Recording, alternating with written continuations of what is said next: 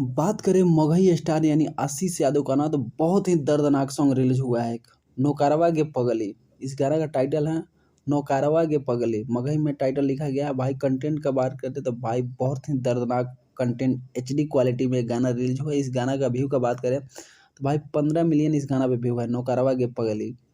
तो भाई जितने भी भाई इस गाना को सुने होंगे या नहीं देखे होंगे, सुने होंगे तो गाना का रिव्यू जरूर देंगे कि गाना कैसा है, कमेंट करके बताया। जो भाई नहीं सुने होंगे जाएँ इस गाना को एक बार सुनें। भाई अगर किसी से भी कभी भी प्यार किए हों तो एक बार इस सॉन्ग को सुनें। सुनने के बाद आपको लगेगा कि हाँ भाई इसमें क्या है, नहीं हम क्यों बोल रहे हैं सुनने के लिए।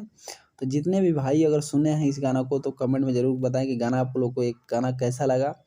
और साथ ही साथ जो भाई नहीं सुने होंगे तो चैनल को विजिट करके ये गाना को सुने, आशीष यादव को सपोर्ट करें।